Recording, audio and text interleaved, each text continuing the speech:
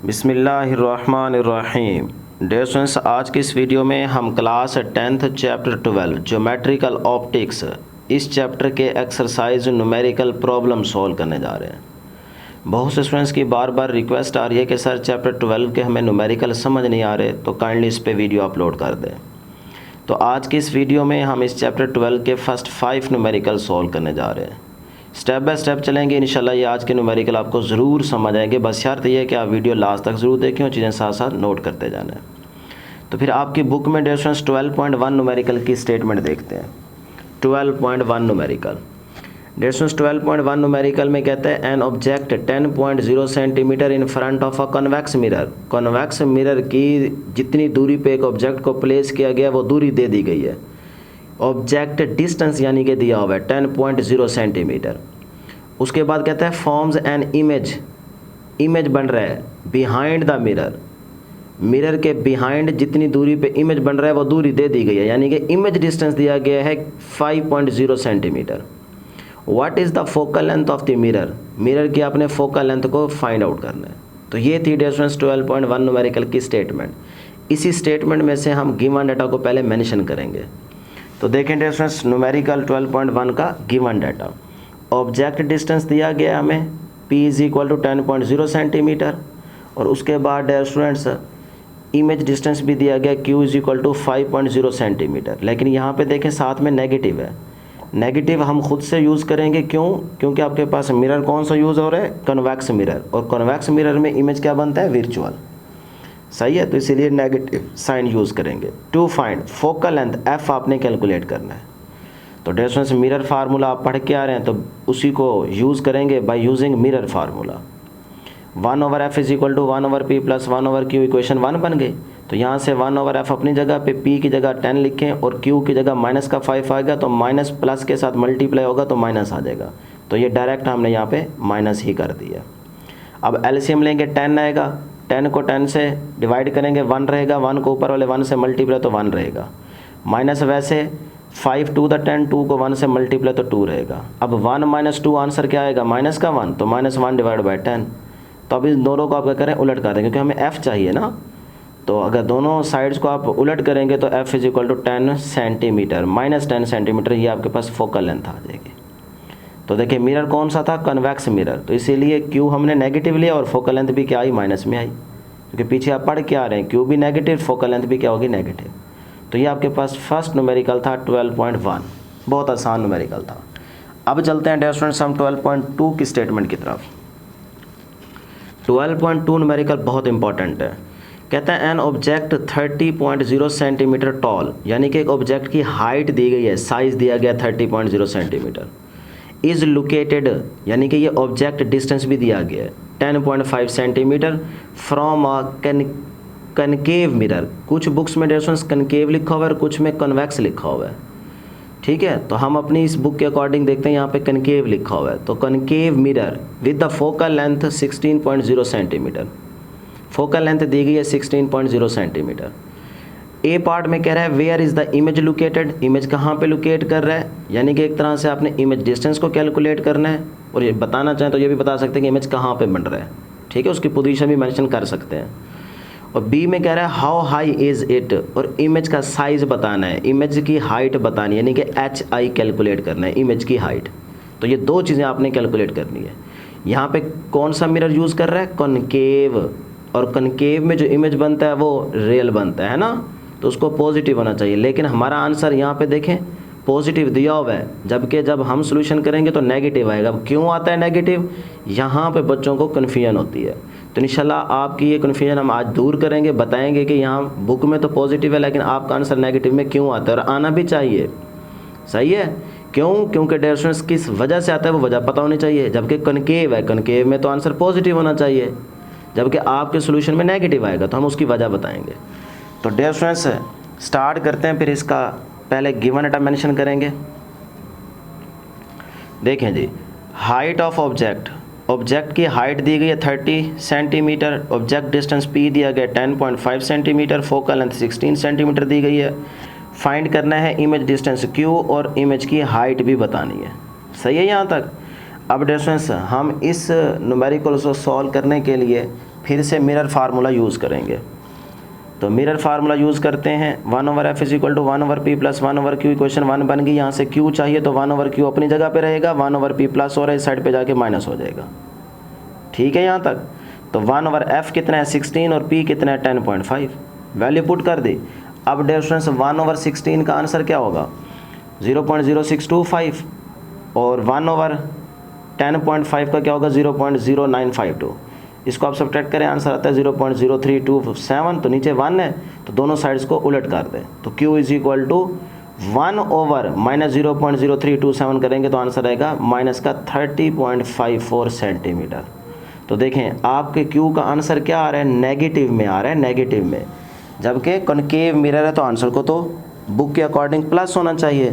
तो यहाँ पे फिर कुछ स्टूडेंट्स क्या करते हैं, माइनस को इग्नोर कर देते हैं। डियर स्टूडेंट्स आपने इग्नोर नहीं करना, आपने यही नेगेटिव वाला ही आंसर लिखना है। अच्छा ये अब क्यों नेगेटिव क्यों आया है, इसकी वजह क्या है। वजह यह है कि अगर आपको टॉपिक याद हो, जब हम आपको कनकेव मिरर और कन्वेक्स मिरर में ऑब्जेक्ट को डिफरेंट प्लेस पे रखने के केसेस डिस्कस करवा रहे थे, ये वीडियो आपने देखी होगी। बहुत सारे केसेस हमने डिस्कस किए थे कि अगर ऑब्जेक्ट की पोजीशन को डिफरेंट प्लेसेस पे रखा जाए, जैसे F पे, 2F पे, F और 2F के बिटवीन, और उसके बाद फोकस पे रखा जाए, फोकस से थोड़ा और आगे रखा जाए, तो फिर इमेज कहाँ पे बनता है और किस तरह का बनता है, ये सारे केसेस हम आपको पढ़ा के आ रहे हैं। तो उनमें से डियर स्टूडेंट्स एक केस यहाँ पे डिस्कस कर रहे हैं। यहाँ पे इस तरह समझें कि ये 12.2 न्यूमेरिकल एक स्पेशल केस है कनकेव मिरर का। ठीक है, वो स्पेशल केस क्या है कि ये जो Q है ना, ये नेगेटिव में इसीलिए आया है कि इससे मुराद ये है कि वो स्टेटमेंट में ये कहना चाह रहा है कि जो ऑब्जेक्ट है ना, ऑब्जेक्ट कहा नहीं है, लेकिन इस नेगेटिव की वजह से हम खुद समझेंगे कि जो आपका ऑब्जेक्ट है वो फोकस और पोल के बिटवीन प्लेस किया गया है, जिसकी वजह से इमेज क्या बना है, वर्चुअल बना है। हालांकि है तो ये कनकेव मिरर, लेकिन डियर स्टूडेंट्स जब आप फोकस और पोल के बिटवीन ऑब्जेक्ट को प्लेस करेंगे तो फिर इमेज इसके बिहाइंड बनेगा और वो होगा वर्चुअल। ठीक है, जिसकी वजह से यहाँ पे नेगेटिव साइन यूज़ हो रहा है। क्लियर है जी। तो ये एक स्पेशल केस था, इसको याद रखिएगा, बड़ा इंपॉर्टेंट न्यूमेरिकल है। अब हमें चाहिए इमेज की हाइट। तो डियर स्टूडेंट्स फिर अगला पार्ट देखते हैं। मैग्निफिकेशन क्या होती है, Q/P, यानी कि image distance to the object distance क्या कहलाता है, रेशो, ये मैग्निफिकेशन कहलाती है। तो ये एक रिलेशन बन गया इक्वेशन नंबर 1। और इसी तरह से मैग्निफिकेशन ये भी होती है कि इमेज की हाइट टू द ऑब्जेक्ट की हाइट की रेशो, ये भी तो वही बात है ना। तो ये भी मैग्निफिकेशन का फार्मूला है। तो ये बन गई क्वेश्चन नंबर 2। अब दोनों की लेफ्ट साइड्स इक्वल हैं तो राइट साइड को भी इक्वल कर दें। तो Q/P = HI/H0, यानी कि इमेज की हाइट टू द ऑब्जेक्ट की height = image distance divided by object distance. ये रेशो बन गई। अब हमें चाहिए यहाँ से HI। तो HI अपनी जगह पे H0 की वैल्यू लिखी 30 = Q की वैल्यू लिखी -30.54 और डिवाइड बाय P की वैल्यू लिखी 10.5। अब ये 30 इधर जाके क्या हो जाएगा, मल्टीप्लाई, यानी कि इस 30 को इस साइड पे आप लेके आएंगे, मल्टीप्लाई करेंगे सारी वैल्यू से, तो आपके पास आंसर आता है -87.26 सेंटीमीटर। तो डियर स्टूडेंट्स यहाँ पे ये -87.26 आएगा, लेकिन आपको पता है कि हाइट कभी भी नेगेटिव में नहीं हो सकती, तो जिसकी वजह से यहाँ पे आप इस नेगेटिव साइन को अब आप इग्नोर कर सकते हैं। तो जब आप इग्नोर करेंगे तो यहाँ पे हमारे पास क्या आ जाएगा, HI = 87.26 सेंटीमीटर। ठीक है जी। और इसी न्यूमेरिकल में ये भी हो सकता है कि जब वो कनकेव मिरर की जगह कन्वेक्स कहेगा तो फिर ऑटोमेटिकली आंसर आपका नेगेटिव में आएगा। तब आपको ये स्पेशल केस वाली कंडीशन याद रखने की ज़रूरत ही नहीं है। हाँ, अगर वो कनकेव कह दे तब भी ये नेगेटिव में आंसर आएगा, लेकिन फिर ये एक स्पेशल केस बन जाएगा। अगर वो कनकेव की जगह कन्वेक्स कहेगा तो फिर तो ऑटोमेटिकली ये आपको कंडीशन लगाने की ज़रूरत ही नहीं है और डायरेक्ट आपका आंसर ही नेगेटिव में आएगा, और कन्वेक्स के लिए तो फिर होगा ही नेगेटिव। ठीक है ना। तो ये मैंने 3 पॉइंट्स आपको क्लियर कर दिए हैं। अब आपको किसी किस्म की यहाँ इस न्यूमेरिकल में कन्फ्यूजन नहीं होनी चाहिए। ठीक है जी। आगे चलते हैं डियर स्टूडेंट्स 12.3 न्यूमेरिकल की तरफ। तो 12.3 न्यूमेरिकल में कहता है an object and its image in a concave mirror are the same height, यानी कि ऑब्जेक्ट और इमेज की हाइट बराबर है। Inverted when the object is 20.0 centimetre from the mirror, what is the focal length of the mirror. Focal length आपने calculate करनी है, जबकि इमेज और ऑब्जेक्ट की हाइट क्या है, बराबर है। तो फिर यहाँ पे देखते हैं जी सोल्यूशन। सबसे पहले गिवन डाटा मेंशन करें। गिवन डाटा ऑब्जेक्ट डिस्टेंस 20 और इमेज डिस्टेंस भी 20, फोकल लेंथ आपने फाइंड आउट करनी है, बहुत आसान न्यूमेरिकल है। तो 1/f is equal to 1/p plus 1/q, mirror formula use करें, 1/f अपनी जगह पे रहेगा क्योंकि फोकल लेंथ चाहिए, तो 1/p की वैल्यू 20 और उसके बाद इमेज की वैल्यू भी कितनी है 20। तो एलसीएम लें 20 आएगा 1 + 1 डिवाइड बाई 20, तो 1 + 1 2 हो जाएगा, 2/20 तो ये आ जाएगा 10, तो 1/10। तो आप दोनों को उलट कर देंगे तो f is equal to 10 centimetre आ जाएगा। ये आपके पास डियर स्टूडेंट्स क्या आ जाएगा, आंसर आ जाएगा। ठीक है जी। नेक्स्ट देखते हैं 12.4 जो कि बहुत इंपॉर्टेंट है बोर्ड के पॉइंट ऑफ व्यू से। ये देख सकते हैं इसी बुक में हमने मेंशन किया हुआ है कि 12.4 और 12.5 जो है ये इंपॉर्टेंट न्यूमेरिकल्स हैं बोर्ड के पॉइंट ऑफ व्यू से, तो दोनों न्यूमेरिकल्स आपने अच्छे तरीके से तैयार करने हैं। तो देखें जी 4 की स्टेटमेंट कहते हैं find the focal length of the mirror that forms an image 5.66 centimetre behind a mirror of an object placed at 34.4 centimetre in front the mirror. तो आपको ऑब्जेक्ट डिस्टेंस दिया गया है और उसके बाद इमेज डिस्टेंस भी दिया गया है और आपसे क्या कह रहा है फोकल लेंथ को कैलकुलेट करें। फिर से मिरर फार्मूला यूज़ करेंगे आप, ये भी बहुत आसान न्यूमेरिकल है। तो देखें जी 12.4 का सॉल्यूशन देखते हैं। सबसे पहले गिवन डाटा मेंशन करेंगे, object distance p is equal to 34.4 centimetre, image distance q is equal to minus का 5.66 सेंटीमीटर। अब नेगेटिव हमने खुद यूज़ किया है, क्यों डियर स्टूडेंट्स, क्योंकि आपके पास बिहाइंड द मिरर इमेज बन रहा है। जब ये अगर मिरर ना उसके बिहाइंड यानी कि राइट साइड पे इमेज बने तो वो क्या होता है, वर्चुअल होता है, वो क्या होता है, वर्चुअल। तो उसके लिए क्यू क्या आ जाएगा, नेगेटिव, तो ये माइनस का 5.66 सेंटीमीटर आ जाएगा। ठीक, फोकल लेंथ आपने फाइंड आउट करनी है, तो by using mirror formula 1/f is equal to 1/p plus 1/q, equation 1 बन गई। 1/f अपनी जगह पे रहेगा, 1/p की जगह 34.4 आ जाएगा। ये प्लस था, q की वैल्यू क्या है, माइनस का 5.66, तो जब माइनस इस प्लस के साथ मल्टीप्लाई होगा तो माइनस बन जाएगा, तो मैंने डायरेक्ट लिख दिया, और 1/5.66। तो अब आप इसका एलसीएम लेके इसको सॉल्व करेंगे तो आपके पास f का आंसर आएगा माइनस का 0.148। जब आप इसको उलट करेंगे तो 1/, ये वाली वैल्यू इसको 1 पे डिवाइड करेंगे तो आपके पास आंसर आएगा 6.77 सेंटीमीटर। लेकिन याद रहे ये फोकल लेंथ किस में आ रही है, नेगेटिव में। तो अब ये नेगेटिव साइन शो कर रहा है कि इस केस में जो मिरर यूज़ हो रहा है वो कौन सा हो रहा है, कन्वेक्स। तो कन्वेक्स मिरर यूज़ किया जा रहा है जिसकी वजह से ये नेगेटिव साइन आया है। तो यहाँ पे नेगेटिव साइन क्या शो कर रहा है कि भाई मिरर कौन सा यूज़ किया गया है, कन्वेक्स। क्लियर। अब डियर स्टूडेंट्स इससे आगे चलते हैं लास्ट न्यूमेरिकल 12.5। पहले स्टेटमेंट समझते हैं। देखें जी 12.5 न्यूमेरिकल की स्टेटमेंट में कह रहा है, ये मेरा ख्याल है आपको नज़र नहीं आ रही है, अब आएगी। कहता है जी an image of a statue appears to be 11.5 centimetre. Statue से मुराद यहाँ पे ऑब्जेक्ट है। अच्छा, behind a convex mirror, convex mirror use हो रहा है with the focal length 13.5 centimetre, focal length दी गई है। Find the distance from the statue to the mirror, यानी कि एक तरह से आपने ऑब्जेक्ट डिस्टेंस फाइंड आउट करना है। ठीक है, स्टैट्यू से मुराद यहाँ पे क्या है, ऑब्जेक्ट।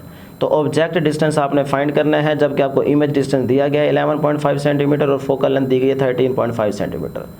याद रहे ये न्यूमेरिकल बोर्ड के पॉइंट ऑफ व्यू से इंपॉर्टेंट न्यूमेरिकल है, प्रीवियस बोर्ड के पेपर्स में आ चुका है। ठीक है, इसको अंडरलाइन कर लें।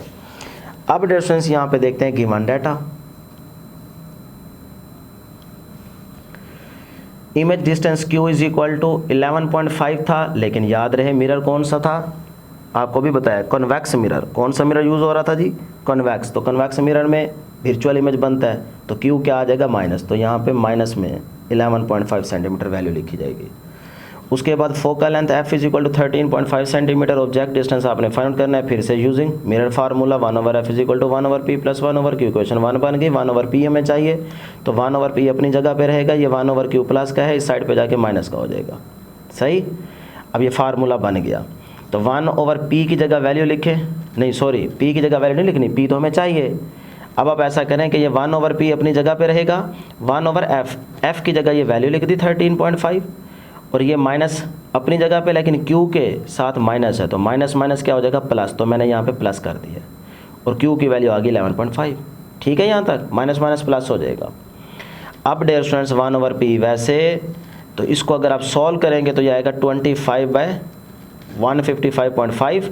तो अब इसको उलट करेंगे क्योंकि हमें p चाहिए, तो जब उलट करेंगे तो आपके पास p का आंसर क्या आएगा, वो आएगा जी 6.21 सेंटीमीटर। तो ये आपके पास आंसर होगा 12.5 न्यूमेरिकल का।